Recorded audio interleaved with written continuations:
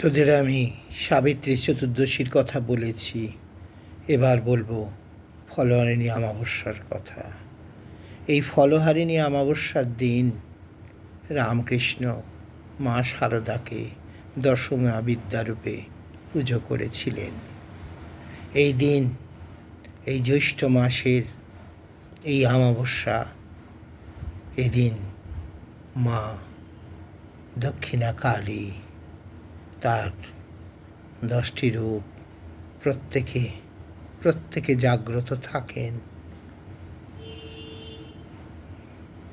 মায়ের একটাই তো ইচ্ছে থাকে, তার সন্তানরা তাকে ডাকবে। তা আজকে যা বর্তমান অবস্থা, তাতে প্রতি সংসারের মানুষ নানান রকম দুশ্চিন্তাগ্রস্ত, নানান রকম সমস্যাগ্রস্ত, নানাভাবে রোগগ্রস্ত।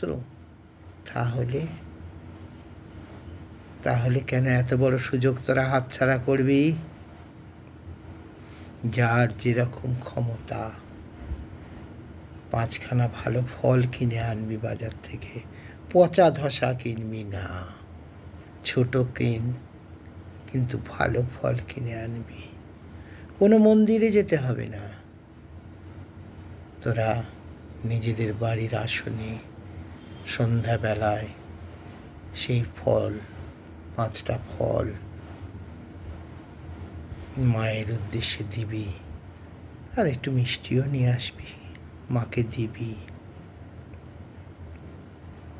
সন্তানদের নাম করে বাড়িতে যতগুলো ব্যক্তি আছে, তোর নামেও, তোর স্বামীর নামেও, প্রত্যেকের নামে মায়ের কাছে অতগুলো বাতি জ্বেলে দিবি। তারপরে ধূপ দিবি, ধুনো পারলে ধুনো দিবি, 1 গ্লাস জল দিবি, দিয়ে মায়ের কাছে তোর যা যা চাওয়ার আছে প্রত্যেকে উদ্দেশ্য করে তুই তোর আবেদন মাকে জানাবি। আমি বলছি, তোরা সাড়া পাবি, নিশ্চয়ই সাড়া পাবি। মা আমার কৃপাময়ী, দয়াময়ী, তিনি দয়া করতে, কৃপা করতেই ব্যস্ত থাকেন সব সময়।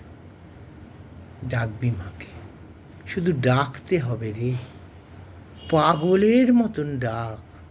তোদের নানান সমস্যা আমাকে জানায়, বহু লোক জানায়, আমার কষ্ট হয়। আমি তো তোদের কাছ থেকে কোনো কিছু আশা করি না, আমার মাও আশা করেন না, কিন্তু এই ডাকটাই যথেষ্ট। অন্তর থেকে ডাকবি, সমস্ত চিন্তাধারা মুছে ফেলে মায়ের কাছে জানাবি। তারপরে রাত্রিবেলা ওই ফল মায়ের আসন থেকে তুলে কেটে বাড়ির সবাই মিলে খাবি মায়ের প্রসাদ হিসেবে। দেখবি সেই ফল মিষ্টির স্বাদটাই বদলে গেছে। মিলিয়ে নিস বাবার কথা, তোদের মঙ্গল হবে, ভালো হবে তোদের। আর একটা কথা, সন্ধে দেবার সময় যদি গঙ্গা জল না থাকে, ভালো জল চারিদিকে ছড়িয়ে নিবি, বাড়ির চারিদিকে দিয়ে তারপরে প্রদীপ জেলে যেভাবে বললাম ওইভাবে ফল মিষ্টি আর প্রত্যেকের নামে কিন্তু বাতি দিতে ভুলবি না, ঠিক আছে? তোদের মঙ্গল হোক, ভালো থাকিস। জয় মা।